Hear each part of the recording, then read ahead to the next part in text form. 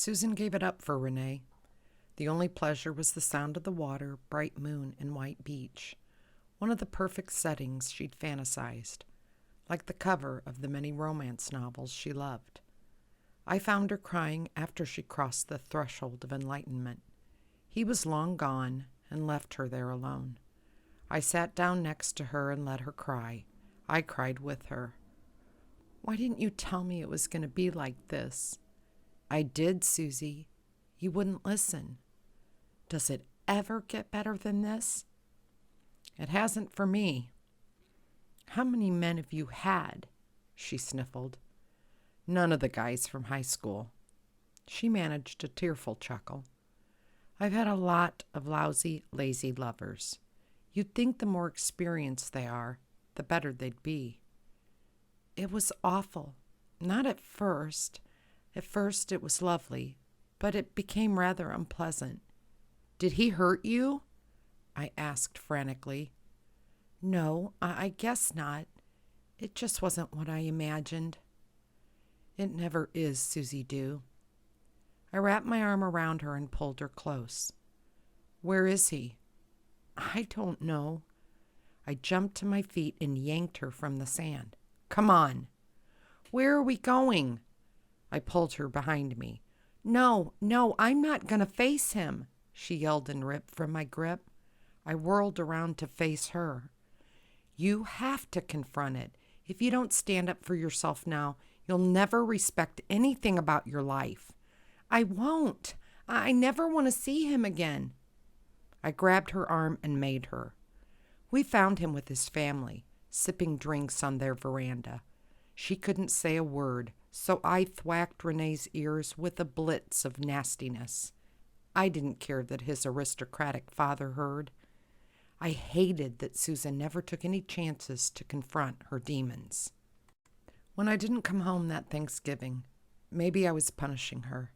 I specifically warned her not to, investing my care in her when I gave none of it the time of day for anyone. Why would she trade her tenderness and sweet effervescence on the likes of such a swine? She wanted me with her, but I met up with Gavin and selfishly spent it with him. Gavin quickly stuck a knife in my heart when he told me he was married and couldn't see me anymore. Besides Susan, he was the only person I gave a sliver of myself to. Susan and I didn't see each other again until Christmas. We were there at our estate alone. Our parents traveled to Paris in some attempt to revive their marriage. I thought this would make Susan ecstatic, but she was depressed. Our time together was dreadful. My fresh and spirited sister was consumed. It was plain all over her once colorful face. "What's wrong?" I tried to ask her for the better part of our week together. She moped the entire time and complained about how she hated college. She couldn't confront me with the truth until the last day we were together. She told me she hated me for embarrassing her in front of Renee and his family. Susan always wanted to tuck her tail and run the other way. I was a fighter. She was sickly. I had no right to expect it of her. I wanted her to have real dignity, not the fake dung my parents had, just because they had means coming out of their asses. I told her I was proud she had the nerve to confess her hate for me. I fully accepted it. This only made her madder. She hated me, Mom and Dad, our empty life, Renee, her blood disorder, and anything she could admit hating, she did. She told me it wasn't fair she was sick. She blamed Dad. If it wasn't his profession, then it was some woman he slept with that made her ill. She told me I abused all of life with my pernicious disregard of anything other than my own selfish wants. She said I deserved to be the one with a lifelong ailment, not her. She didn't apologize for any of it. In that last time together, I gave every effort to be a compassionate person. She was always right, and I told her how much she was, and how I never wanted to cause her pain. She told me it was too late. I tried to remind her of the times we shared that were good and happy. I said she was the only person alive I loved. There was nothing to pull her from the darkness in her mind. I tried to get her out of our morbid, empty estate filled with the finest goods money can buy and into the fresh air. I told her we could go anywhere. I told her leave college and run away with me. I begged her more than I did for her not to have sex with Renee. I left the house to go buy her favorite ice cream. I bought 3 varieties of potato chips she'd once loved to lie in bed across from me and mine, dropping crumbs on the carpet when we tossed the bag to one another. I was a fool to leave her. I had no idea she wouldn't be alive when I made it back to our house. Her sadness didn't lead me to believe suicide was in her mind. I was gone 30 minutes tops, just enough time to end her lovely life. The letter she left on my pillow was dated months before.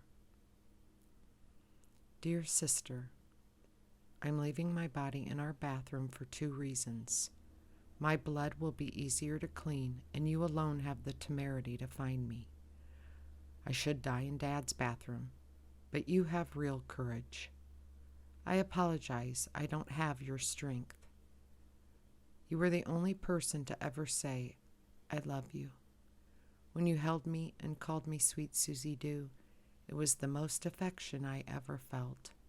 As a child, you were the only one unafraid to touch me. Even our parents treated me like a disease. There is no reason to end my life, but I can't find one to stay alive.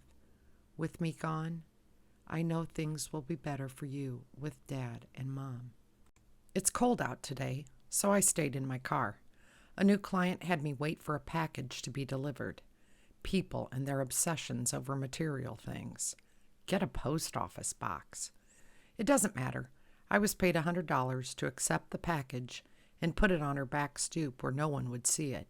She didn't want it left at the front door, as if the entire world would know it was being delivered today at her house. Man, we're screwed.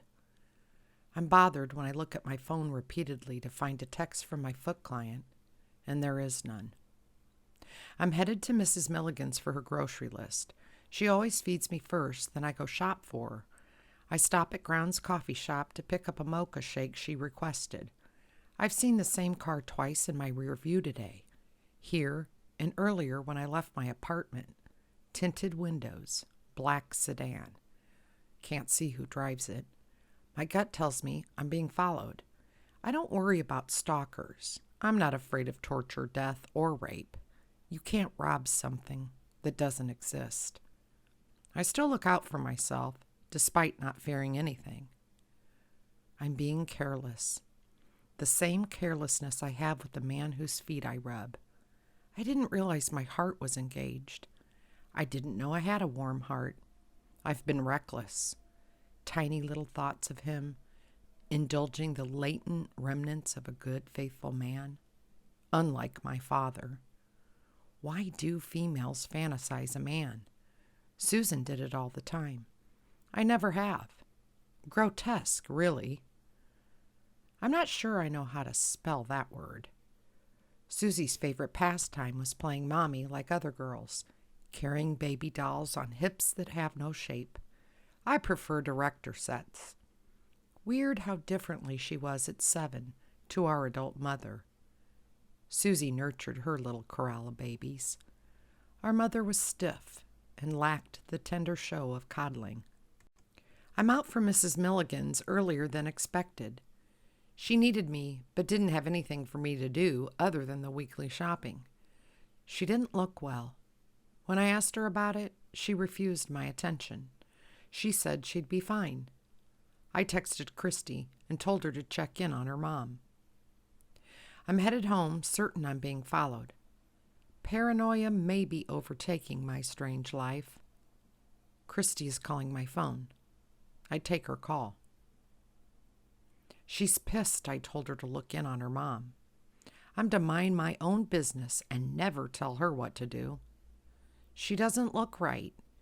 You've got a lot of nerve, Christy barks at me. I do. She hangs up on me. I have more nerve and call her back. It rings long enough to go to her voicemail.